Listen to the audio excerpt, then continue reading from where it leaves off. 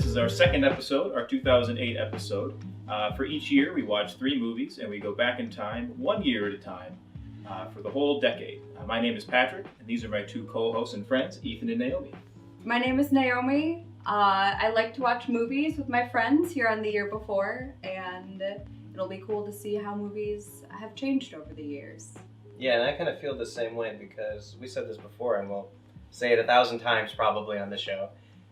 Film is a really great time capsule for the sentiments of that era that it came out in. People's tastes and what they wanted to see and what really attracted them monetarily, because we don't have the same tastes or feelings or people as they did back in the 70s or 80s or even the 90s. And it's interesting to kind of go back as a retrospect. If you don't already know this, gentle viewers, informed viewers will know that we tend to pick movies in 3 categories. We do one movie that was a box office smash, top 10 box office. We do one movie that was critically acclaimed. And we do one movie that was culturally or aesthetically significant, as determined by people like the Library of Congress, Criterion Collection. Sundance we used for a short while. Until they led us astray.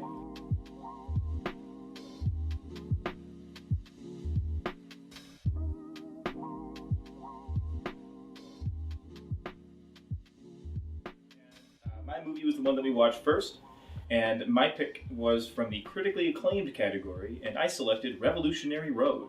What was the paper or critic or whatever that you got it from? So Revolutionary Road won 2 Golden Globes for Best Lead Actor, Best Lead Actress.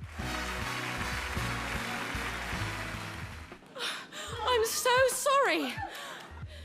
Is this really happening? Dan, Leo, I'm so happy I can stand here and tell you I love you with all my heart. I really do. It got 4 stars from Roger Ebert. Revolutionary Road was directed by Sam Mendes, who is the husband of, who at the time was the husband of Kate Winslet, who was the star. Really? Yeah. This movie had a really interesting production history, actually. So it's based on this book. There was this book from, I think, 1961, written by this guy, Yates. So he wrote this book, and I think at the time it got some acclaim. There's a director, this guy John Frankenheimer, wanted to make the movie, but he couldn't get the rights, or something else came up, and he ended up making Manchurian Candidate instead. Oh. And then the famous producer Sam Goldwyn Jr. wanted to make the movie, and then his partners at his firm talked him out of it, said he wouldn't make any money. And then this other producer, Albert Ruddy, bought the rights to it, and never did anything with it, and sold it to this actor, Patrick O'Neill. And Patrick O'Neill wanted to write it for the screen, and he writes this adaptation that the author of the novel hated, and they just basically hated each other until they both died in the early 90s.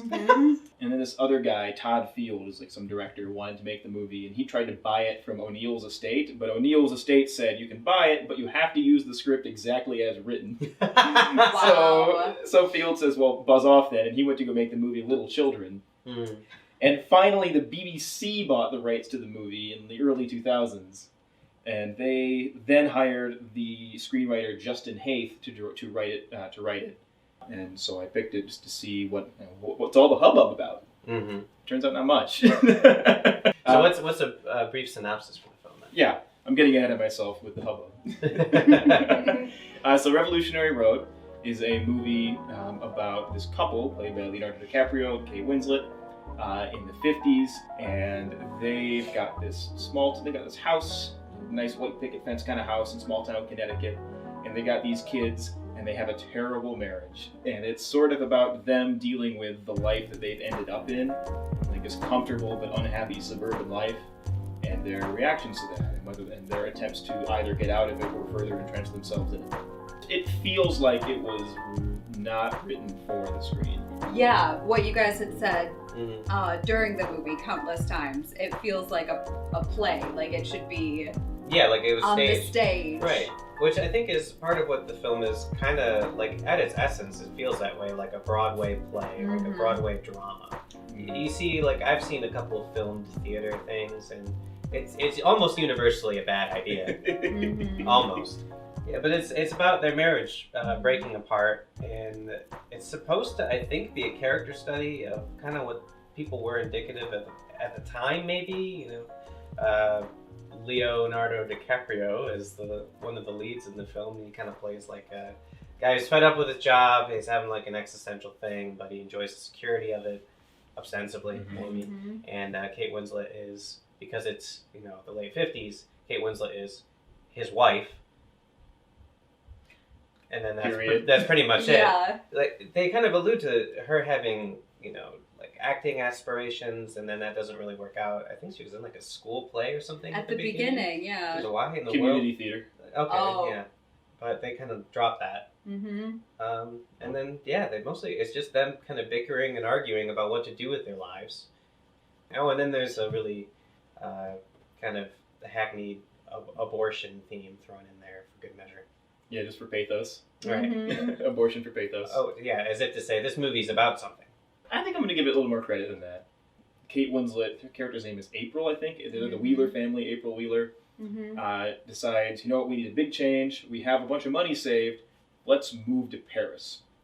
A long time ago, her husband had said that Paris was a great town and people really felt alive there, you know? And so we have the money, we're just gonna move, we're gonna change everything, we're gonna live somewhere where we can, you know, really feel stuff again. I think that's a real line from the movie. I want to feel things. Really feel them. Very, very My Dinner with Andre. I was thinking about that while watching this. Like, this is exactly what Andre would prescribe in this situation. So I kind of felt like I wanted to get along with that and be like, you know, actually, if you are unhappy in your life, maybe you should make a radical change. And you do feel sort of with them at that point. Yeah. You're along for the ride then. And then the drama comes from their different reasons for why they might want to do that and why they might not want to do that. Like, Leo gets offered this much better job at his dumb sales firm. I think it's like a computer sales place. They make something, and he writes the brochures to sell them. I think that's what the film is trying to get at. That there's a superficial niceness to like suburban, small town American life. They've got money, they've got kids, they've got this cute house. Everyone loves the Wheelers. Oh yeah, everyone in their town loves the Wheelers. Yeah. There's even a line where they're like, I don't know what we're gonna do. Talking to one of their married couple friends, and it's like, but you're the Wheelers. Yeah. It's like, we've known you for all of 30 minutes, and there's nothing about you that makes it seem like everyone would be like, oh yeah, the Wheelers, they're so great. Yeah. But yeah, if you have to take their word for it, I guess. Yeah, so we do, I suppose. At the time, I bet this was sort of revolutionary. Yeah. But now it feels a little bit different. It feels kind of a little bit dated. Movies like this that aren't particularly plot heavy in particular, you see that kind of movie more often in critic bait movies. Like, you could spend forever, and we have spent forever, trying to summarize the plots of movies like Shrek 4. Man of Steel, for one, yeah. Yeah, like, a lot happens, but none of it matters. Yeah. This is a movie, in movies like this, not much happens, but all of it matters. Yeah. Ideally.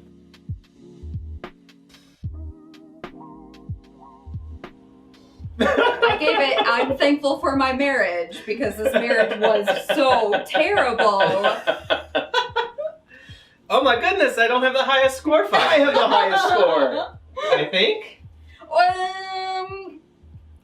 So I expected after we watched this movie that I was going to give it one of the lower scores. And it really grew on me. And by grew on me, I mean it got up to indifference. So yeah, I think that's the best thing I can say about this movie, is that I'm relatively indifferent to it. While I was watching the movie, I did not care for it very much. It's a movie that revolves a lot around, it revolves entirely around this marriage.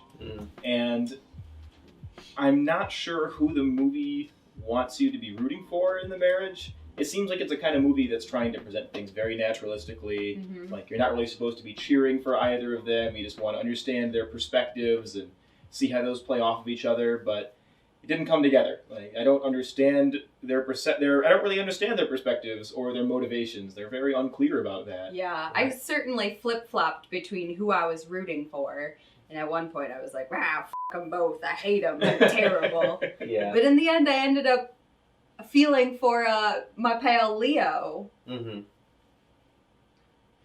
This is probably the least naturalistic acting I've seen Oh yeah, awful. in quite some time. And the whole tone of the film seems to be about, a real portrayal of a marriage and the problems in it. But that's presented through the lens of, like, the most explosive, waving your hands in anger sort of portrayal possible. People say exactly what they're feeling. Yes. Yeah. None of it's understated. None of it can just let itself be subtle or nuanced or really kind of have a quiet emotional tone to it. Everything has to be a big argument all the time. It's funny you say that, because when I was reading some criticism of the film, and something that came up again and again was how they liked... one thing that people liked about the movie was that it was mostly about things that went unsaid between the couple. Like what? That's what I thought. Yeah. Like, they never shut up the whole movie. Yeah. What didn't they say? And exactly, and we even get an exact 100% almost Hurt Locker-esque thesis statement right in the middle of it, delivered really beautifully by Michael Shannon. Oh, Probably so the good. best part in the entire movie. You want to play house, you got to have a job. You want to play very nice house, very sweet house, then you've got to have a job you don't like. His mom, played by Cassie Bates. Kathy Bates is in this movie as somebody with a lot of money. I took to calling her Cashy Bates. That's a little... we part the kimono a little bit there. But no, look, like this is really indicative of how the film is as a whole. Where Kathy Bates, she goes to Kate Winslet and it's like, you've always been interesting. One, everyone likes these two people and we don't know why. They're just normal. Two, contrivances. My son is in the mental hospital, and I think it'd be really great if he met you two nice couple. Why? That doesn't make any sense. And then three, we have the zany kind of like, insane but tells it like it is character on the side, which is very Broadway theatrical kind of writing. Yeah, Michael Shannon has the Greek chorus. Right. The glass of brandy. But he plays the role really well, and he makes it believable. He feels like a real human being with problems, whereas everyone else feels like puppets. Yeah. So he kind of spells it out exactly what the issues of the film are, and if you want to know what the film is about but you don't want to watch it, you just need to watch two scenes, thankfully. You're being very rude. No. What happened, Frank?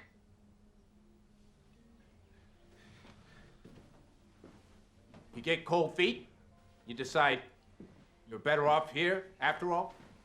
You figure it's more comfy here in the old hopeless emptiness, after all? Huh? Oh, wow. That did it. Look at his face. What's the matter, Wheeler? Am I getting warm? Where I get up to 4, because I didn't like the movie at all.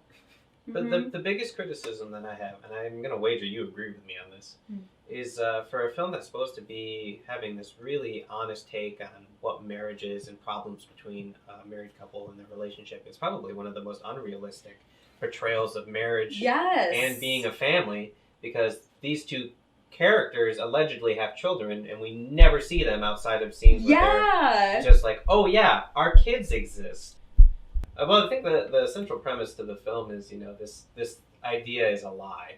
It's like, yeah, that's a really great sentiment to have for your movie, and it's a wonderful theme to explore. But they completely nuclear option that by the end of it, where you almost feel like you feel sympathy for Kate Winslet's character, but you don't really root for her. Yeah, okay. You don't get her at all either. Yeah, you don't understand what's going on. She almost seems a little crazy. Yeah. Which maybe they were pointing towards in the end. Right, but doesn't that exactly kind of fall into the thing that you don't want as an exploration of that theme? But that she's nuts. Oh, she's just nuts. Yeah, she's just crazy. Because that's how they would dismiss it.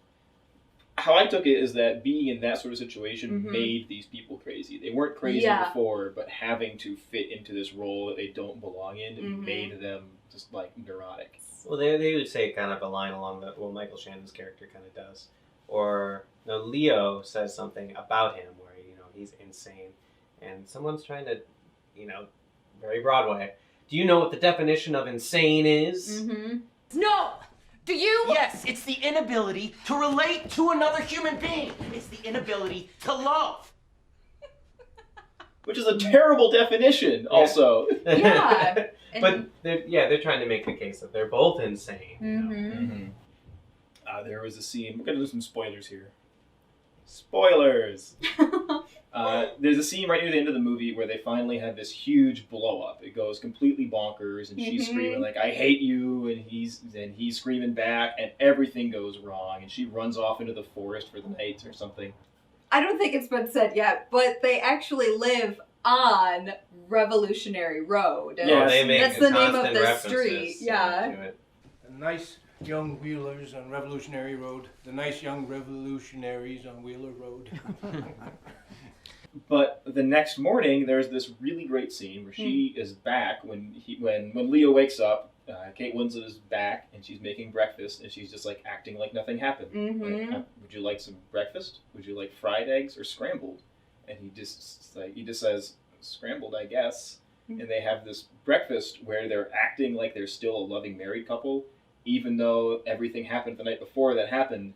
And it was the tensest scene of the movie. Yeah. Even like all these other scenes where people are shouting at each other and having these big explosions, like those didn't feel real. But this scene where there's so much, a scene where there's actually so much that they're not saying, it was a really good and moving scene. And he's leaving, and when he's leaving, he kind of brings it up. He says like, "So you don't hate me or anything?" And she kisses him goodbye. "No, of course not."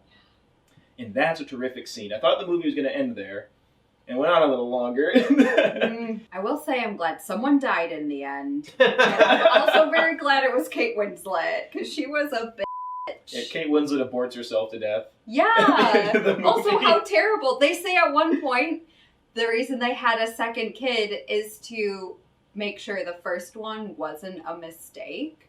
But then they got pregnant, like, by accident again. Yeah, A third time. And she... like freaks out. She's like, how am I gonna do this? How am I gonna have another kid or whatever? Like, you already have two. What's a third? You have two and money. The thing that really annoyed me the most, I would say, is that the entire crux of the movie, every conflict that comes up, is not a conflict. It's only a conflict because the writer makes these characters have a conflict with these things. But you often feel as the audience like Michael Shannon is you trying to figure out what this movie is. Yeah, when he first came onto the scene, I was like, ooh, this guy's creepy. I don't like him. But he was a great addition to the film. Kate Winslet decides, like, you know what, I'm going to go ahead and have this abortion that I bought the drugs for. The rubber tube. It looks like a turkey baster. It does. She starts bleeding everywhere, and she gets rushed to the hospital, and she dies in the hospital. And I thought, like, oh, that's lame. I thought the whole point was that these people were going to, like, just bury their feelings again, and the cycle continues. And in these last couple scenes after the death, you have a scene with their neighbors, who they're very close with, speaking to the new people living in the house. And they bring up the Wheelers and the husband, who's played by the guy who plays the sheriff on Stranger Things. Yeah. So husband gets really sad, and he runs outside and is trying not to get weepy, and says, he says, "I don't want to talk about the Wheelers anymore." None of us want to talk about the Wheelers anymore. Yeah, like that's how I want to deal with. That's how we're going to deal with this as suburban people. We're just going to act like it never happened.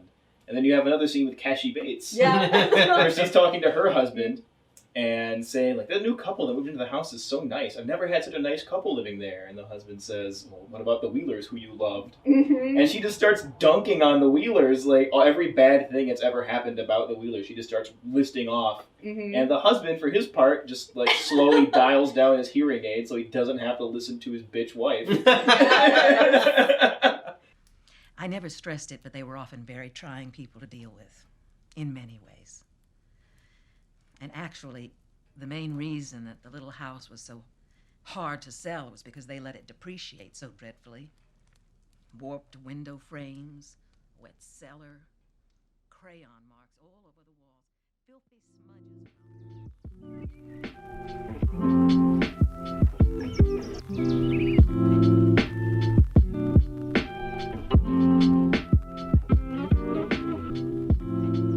Naomi, what was your category? My category was culturally significant. I chose a movie from the Criterion Collection for 2008. It is called Everlasting Moments. Everlasting Moments. It was nice to watch this film after watching Revolutionary Road. I was excited to watch this. Yeah, me too. I really, I'm a huge, pretentious asshole, as everyone knows. And I really like the Criterion movies. They are always at least interesting. Yeah. So Maria Larson, in the early 1900s, she wins a raffle and gets a camera, and she's ready to sell it. She brings it to this camera shop. Kan det vara värt något? Tänker ni sälja den? She sews to bring in some income for the family, and her husband works the shipyards. Yeah, and he has an alcoholism problem. Yeah. It's a good thing nobody we know has that kind of problem. Yeah, that would be. When she's about to sell this camera, the shop owner is like, you know what? Just keep it. Inte ska fru Larsson sälja den här fina kameran utan det inte har prövat den. Men om ni har 5 minuter då ska jag visa er hur man gör. Fru Larsson? Hiff, haff, puff! The first picture she took was she lined up her children on the couch or a plank of wood or something. Whatever the poor people had at that time. They sat on the trash. Yeah, they sat on the trash. They wove together some rats. And she took their picture. And he also gave her like the developing fluid and the other stuff you need. So most of the movie is kind of that way, I feel like, where it's, she's exploring Yeah. filmmaking or photography at the same time that she's, dealing with all of her, working class, industrial revolution problems. Mm-hmm.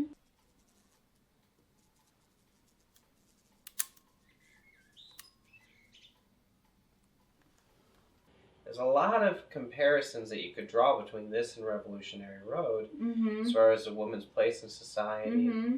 and the happiness that they can find for themselves. Because in Revolutionary Road, Kate Winslet's character, she has an artistic profession that she's supposed to be exploring, Mm-hmm. and in this film, Maria Larson, the whole movie's based on true events, or supposed to be true to life, and she gets the camera and she starts working the camera and starts developing an artistic taste. And the film does kind of bill itself as, art sets her free. I wouldn't go that far necessarily, but it does give her a little bit of peace in her life. Mm-hmm. And I just felt so much, I don't know, this felt more true in that way. And I think that's more what this movie's kind of about. Mm-hmm. In a way that Revolutionary Road wanted to be a portrait of a marriage, you actually get that in Everlasting Moments. Mm-hmm. Because you get the whole thing. Mm-hmm. It does an effective job of having that whole arc.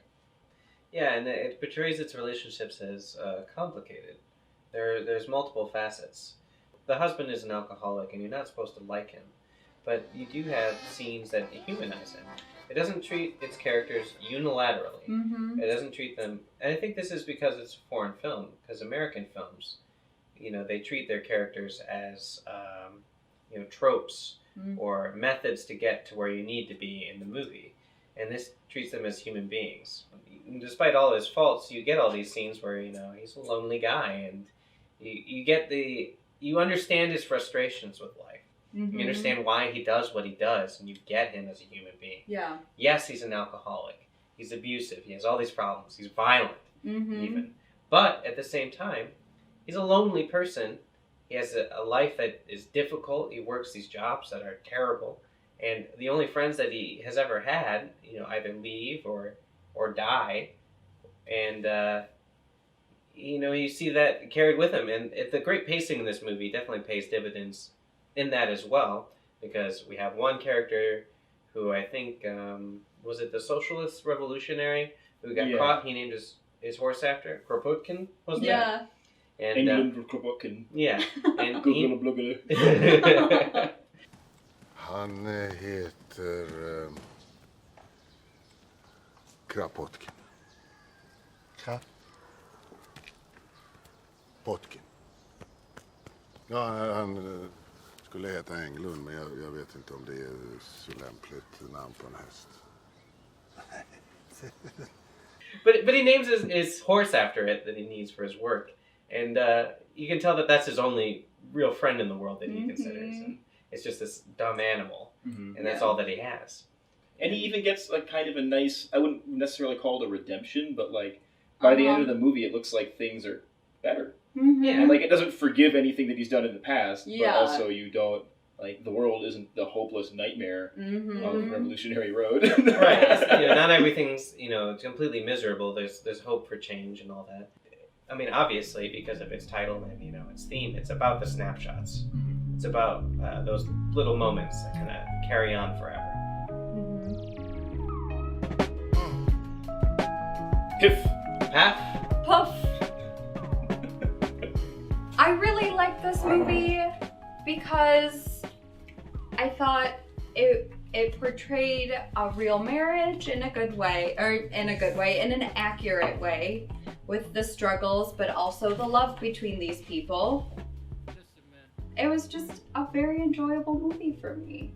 I think maybe where we end up as a 7, like we like the movie, but I think a little aimless at times, a little difficult to focus in on a singular narrative of it or to get a singular point out of it.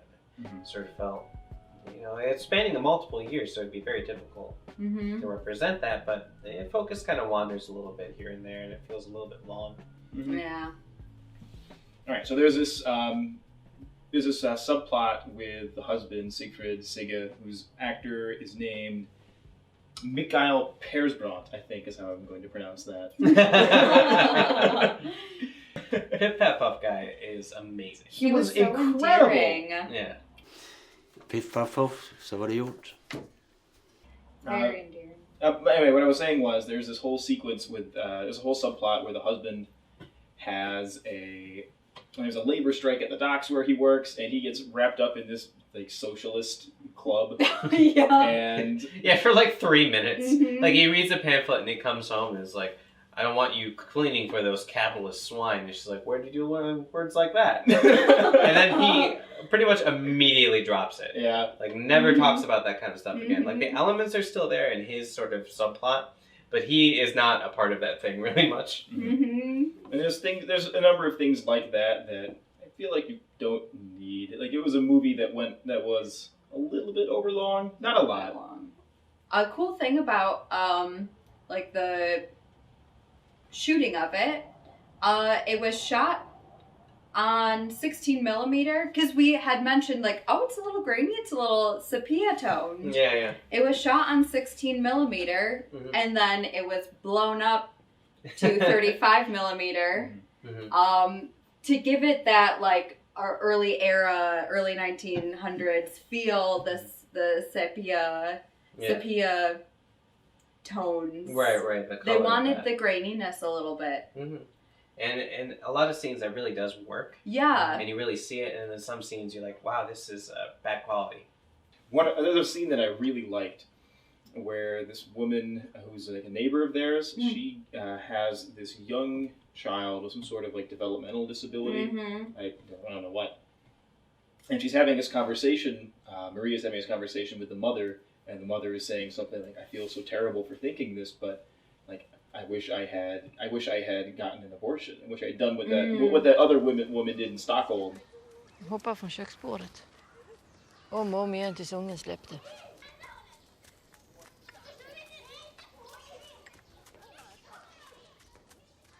Jag skulle vilja fotografera henne. Får jag det? Elsa? Mm? Ja.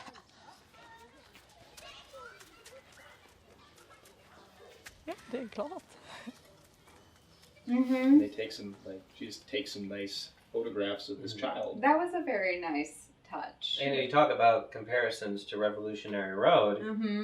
There's the abortion theme in Revolutionary Road that's thrown in there, as if to say, yeah, this movie has value and it means something. For maximum pathos. Yeah. But in this film, it actually does feel as if Maria can't take having another child.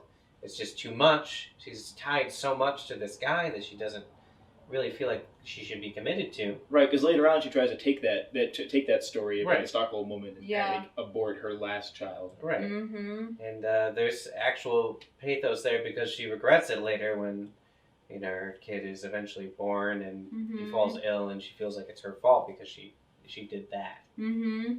And it's really affecting, and it feels real and human, whereas a different movie with probably 500 times the budget and these huge celebrities in it Mhm. can't nail a really simple sort of thing that should feel arrestingly human, arrestingly difficult. And I think the performances bring a lot to that too. Like full to the brim of just too many human moments. Mm-hmm. Like, oh, the humanity. Yeah. Or inversely, Revolutionary Road. Yeah. It feels like a personal movie. Mm-hmm. It feels like somebody made it and they're satisfied. Mm-hmm. They have this human, real stake in it.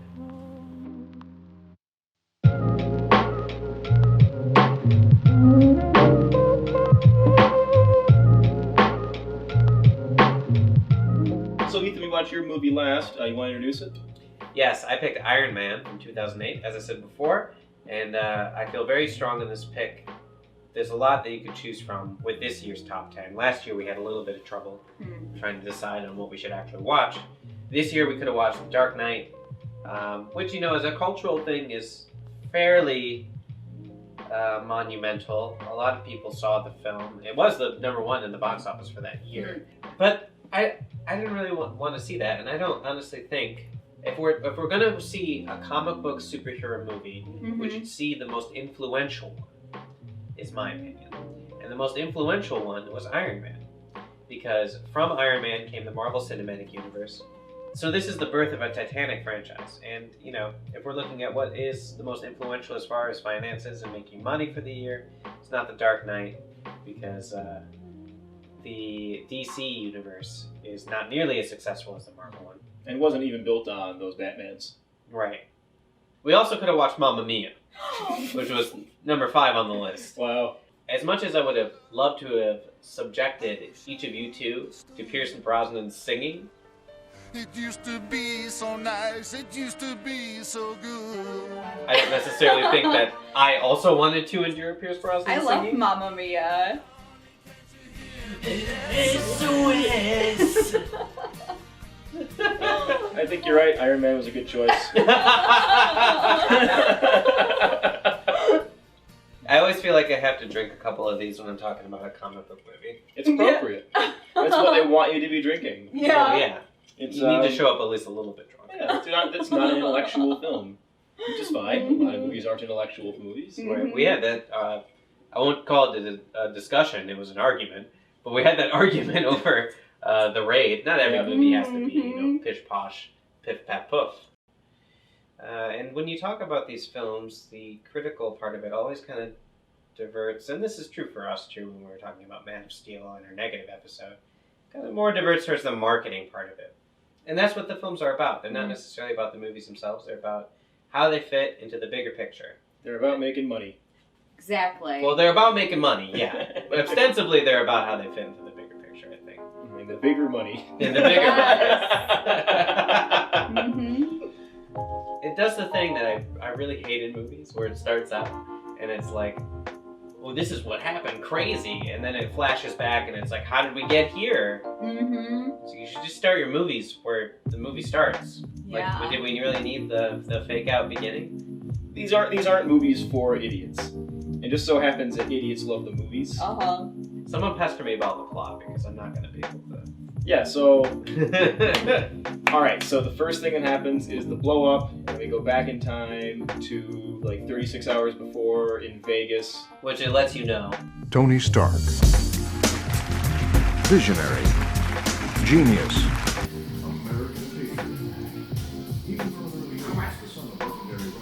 It just bothers me. I can't really pinpoint a reason as to why. I think it's just sort of like telegraphing something that wasn't necessary. It's as if they, during a scene where there was a lot of drama going on, they would just put over the screen like, Kate Winslet is mad about this. Yeah, it takes you out of the movie. Yeah. It's just a little bit smaller, but they're basically the same thing, telling you the location of We're it. not idiots. Yeah. Text on screen is an abomination usually. Oh, I wish we could watch Independence Day Revolution or Resolution or Resolution. Revitalization. Resurrection. Independence Day Divergent. Independence Day Allegiant. I would tell you I saw it. Did you? I have The yet third to one. see it. It's Garbo. Yeah, totally. Trash. It's a trash movie. Yep. Slade. No, okay, look. Alright. Okay, the plot of Iron Man. Iron Man. We start out Tony Stark. I mean, he's a charismatic guy. Robert Downey Jr. He's a good actor. Oh yeah, he's great. And he's perfect for this role. I mean, we should all be honest about that. Yeah. He really does nail it. He literally becomes Tony Stark. He's a fun guy. Tone down a little bit, Patrick. Yeah. So you find out he's a weapons dealer, and he has a relationship with Jeff Bridges as like the guy who's supposed to be like a surrogate dad, kind of, but a surrogate corporate dad, I guess we'll say. He's the responsible person in the business. Yeah. Right. Whereas Business Tony dad. is a crazy billionaire who would do whatever he wants. Yeah. They FaceTime for a little bit, and then Tony. We also get establishing a relationship between him and Terrence Howard. Pepperbox. Nope, never mind. Pepperbox. Yeah, that's No, where Pepper Potts. Pepper Potts. Nerds outraged by Naomi's comment and video. So yeah, he's got some kind of relationship with Terrence Howard, who's an Air Force colonel. Yeah. I don't know what their relationship is. They're I think kind it's of like friends. partially business, but maybe friends. Business with a little fun on the side, but not that kind of fun. No, the movie makes it very clear that Tony Stark is not gay. Confirmed for not gay. Tony Stark. Confirmed for not gay. Confirmed sex haver. But no, we get the setup for the movie, and I don't know. I feel like this should be considered tasteless, but it doesn't feel that bad. Where you have soldiers being shot up by basically Taliban, and he gets captured in the desert by what is essentially the Taliban, and is forced to make this weapon for what is basically the Taliban. And all of these are real things, kind of, that are implemented in this comic book movie, and maybe I should feel more offended by it, or be a little bit more righteous about it, self-righteous about it. But it doesn't bother me that much. I mean, we had movies back in the Cold War era where just the bad guys were just Soviets. Yeah. And movies during the Second World War, the bad guys were just Nazis. Right, exactly. It's yeah. fine. Yeah, 1944. We're getting all this. Well, I mean, the American public wasn't, but we were getting information about all the war atrocities of the war, and we still made movies where Nazis were the capital B, capital G bad guys. But he befriends this guy. I forget his name because he's totally inconsequential. But he's like supposed to be, a moral compass or something like that. I think he's supposed to be like a character who has a heart. And they team up, and the Taliban want him, Tony Stark, to build this missile that he was showing off, the Jericho missile. Somehow they don't figure out that he's not building it, despite the fact that there's one scene where they see him on security cameras, and Tony Stark is like trying out a new boot that he made for himself. It's like, that doesn't look like a missile to me. And then they go in there and like, you build this missile, we're gonna shoot this guy. And then they kind of leave it alone, and then he builds an Iron Man suit to escape. And then, blows up some guys, and to have a little bit of pathos, Dr. Pakistan, he doesn't make it. Come on. We gotta go. Move with me. Come on, we got a plan. We're gonna stick to it. This was always the plan, Stark. Come on, you gotta go see your family. Get up. My family's dead. Pathos. So Tony Stark, he goes out there and blows up some brown terrorists. Everyone goes, hoorah, go get him, Tony. And then he flies into the air, and his suit kind of falls apart, and he should be dead, but he's not. And then he's picked up by Terrence Howard, conveniently, in an aircraft jet. Am I missing anything? No, let's see. You got the highlights. And then he goes back home, and he says, Stark Industries is not going to make weapons anymore. No more. And then Obadiah Outrage. immediately backpedals, and Mhm. everyone's like, "Oh my gosh, I can't believe! Oh my gosh, blah, blah, blah." Mm-hmm. Weapons company that doesn't make weapons. Wait. When did this happen? This is on the news. They're watching. I think it's Pepper Potts. Yeah, it's that Pepper show. Potts. Showing it on our iPad. Her Apple iPad Yes. Yes. while having her lunch from Burger King, the Burger King. Right, The Burger King. And who doesn't want lunch from Burger King? Burger King, only $1.99 for a gourmet sandwich. Down anywhere. Downtown, any street that you want. Go get Burger King today. The best part about Burger King is how it's always so easily accessible from anywhere I am in the city because of how fast my Audi is.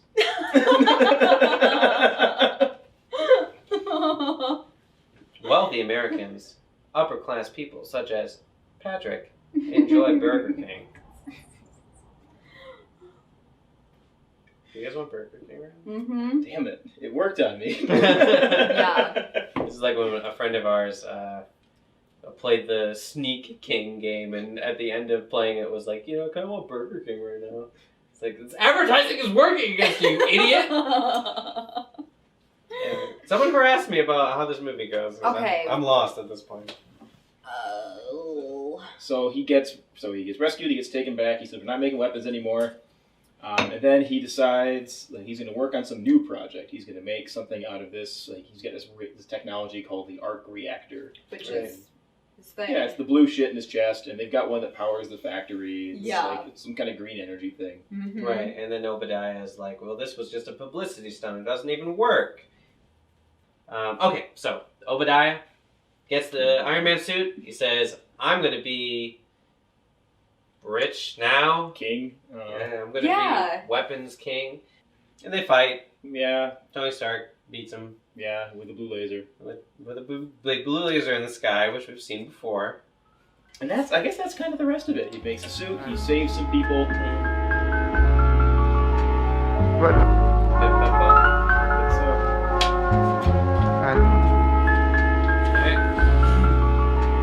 What? 3, 2, 1.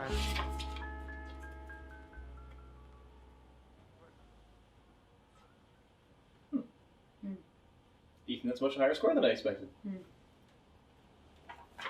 Well, I'm the highest, so I'll go first, I guess. So. Let me always have some of are. my Marvel juice. We'll get started. Marvel juice is bourbon.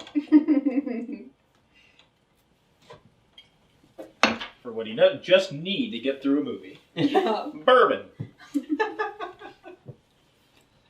Technically speaking, the movie has got no flaws as far as the filming of it. There's no errors that are in it. And it has a feeling of fun and energy to it that is lacking in a lot of other action movies. I've seen, all these things. I see a lot of movies. It's not that I love these movies, it's just that I happen to see a lot of them.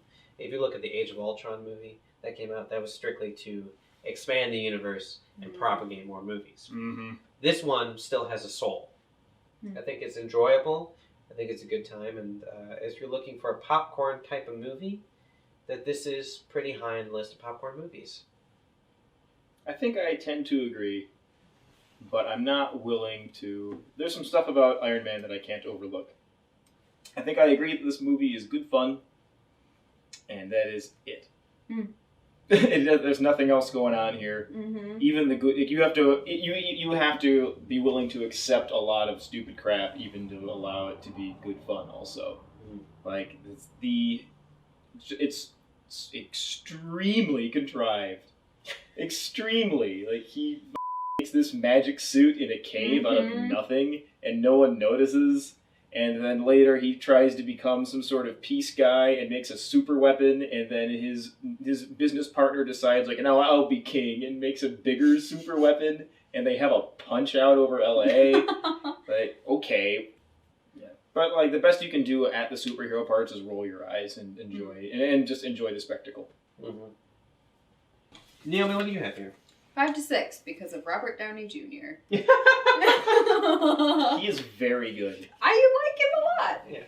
So we're pretty much 5, 6, 7. Totally. This movie gets a higher score than Man of Steel because it didn't... Much higher. Technically Very speaking, much higher. infinitely higher. Infinite. Yeah, it's not as, like, boring as that one was. But I think Henry Cavill just doesn't have Oh boy. the presence that Robert Downey has. Yeah, no fucking kidding. He's a boring man. Pretty to look at, I guess, but so is Robert Downey, and he's a lot funnier. Yeah, we've alluded to it a few times, but on a draft episode, we watched Man of Steel. And I think I agree with you that Man of Steel, this movie is definitely at least 3 points better than Man of Steel. Mm-hmm. Actually, yeah, you gave it a 3, did you not? I gave Man of Steel a 2. Man of so Steel you filled think me. this would be 4 points better? That movie filled me with hate and made me want to die. Yeah. I was only slightly sleepy at the beginning of this movie. I only almost fell asleep. Why is that? I just don't care for them. But even though I had Robert Downey Jr. is a fun guy to watch. It's like, oh, please don't make me. He's good. I mean, I think he does make this movie. If this were somebody He really else does, yeah. as Iron Man, I would not care. Yeah, but also what you said, like, it looks good, and, I guess technically Well, there don't aren't use my any problems. Bullshit, that's. I think the reality is that you can pay for a baseline. But is it number 8 for the year fun? I don't know. I don't think it was... I mean, I definitely wouldn't put it as the number 8 best movie of 2008. Mm-hmm. Iron Man? There's never been an Iron Man movie before that I mean, at least that I know about. And if there was, it didn't matter. Yeah, unless you're into comics. I mean, I've never heard of Iron Man before this. Were there a whole lot of Marvel comics that made it into the popular consciousness? Like, I bet... Probably if not. you talk to a kiddo in 2005... Besides Spider-Man, I'd say no. Yeah, I bet you would say, like, I know Spider-Man. Yeah. And I know the Incredible Hulk. Uh-huh. And I bet you may have heard of Captain America, but you wouldn't be sure whether it was a Marvel or a DC hero. Uh-huh. You wouldn't know that those are different companies. So what is it about these films that change the game? I think Iron Man is the formula. Like, they made Iron Man, it's a fun movie, you've got a main character who's got a lot of charisma, and he quips a lot, and there's lots of witty dialogue, and they mix in some humor with the fighting. I'd make it a week. Really? What's your social security number? 5. 5. Right. That's really funny. Yeah, it's a really funny line, and I think that's what makes the movie work for me, is that it's funny. They are having a good time making it, and they knew what fun was. Well, Ethan, I'm going to use your words against you. Oh, now I'm scared. You have said on many occasions that the best thing that a movie can aspire to do is to make its audience see things in a different way or think about things in a different way. Yeah, that's true. Iron Man is incredibly unchallenging. Yep.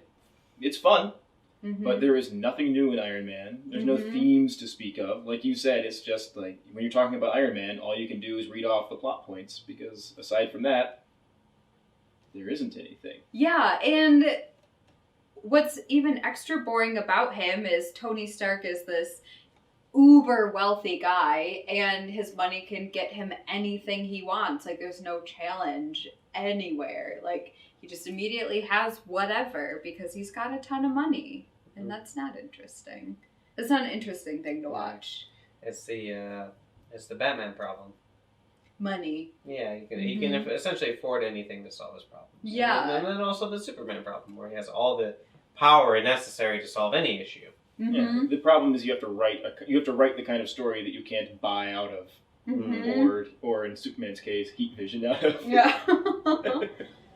I think you're right that there's sort of a lack of tension here, because any problem that can be solved with money, he can solve with money. And there's a few scenes where you never feel like he's in any real danger, because as far as you can tell, the suit is invincible. A tank shot him? Yeah. Oh, 3 times Tony Stark's legacy has been blown out of the fucking sky. I guess that's why they call me Invincible Iron Man. Or the time when in the end fight, they're on a highway and the Jeff Bridges throws like a car full of children in either a bad babysitter or a bad mom. And then he like catches it and then like starts to set it down or something, and she presses on the gas and like drags him however many feet, hundreds maybe. Totally fine. Obadiah in his big metal suit. But so he falls from like low Earth orbit. Yes. And it just stands up like it's no big deal. Yeah. So it's really hard to feel tension in the movie. Yes. Because as far as you can tell, everyone is unkillable. Yeah, and then, but later, after Iron Man's mask is off and Jeff Bridges is holding up the mask in his iron hand or his big metal hand, he crushes Iron Man's mask. And it's like, wait a second, if you could just crush that now with then what? You know, it's like none of this is making sense. Yeah, there's not a lot of consistency in how good the suits are. Mm-hmm. Okay. So I would maybe even lower my score down, maybe to a 4 to 5. Oh my god. I think 6 is a yourself. little, yeah. Talk yourself out of it. I talked myself out. Robert Downey is great, but he's not great enough. Well, why don't you do that then? Exit out. Exit out? Yeah. You got right down there. Yeah, I got one. I don't know. The movie for me is still fun. Mm-hmm. And the pulpy elements, I don't know. I guess it is only a 3. So maybe I should, a 3-point difference between 7 and perfect. Maybe I should lower it. Lower it. Lower it. I think the question is, Patrick, how do you feel about your 6? I feel good about 6. Because Naomi's bringing hers down to a 4.5, 4 to 5 or something like that. And I don't think I could go lower than a 6 because I like Iron Man. You've convinced me. It's comfortable. These are comfortable movies. It's like this movie is the TV of movies in that you settle into it. It's got a really consistent feel. Mm-hmm. It's not going to upset you ever. There's characters you come to know and love, and they never die. Nothing bad happens to them. It's like watching Friends. Mm-hmm.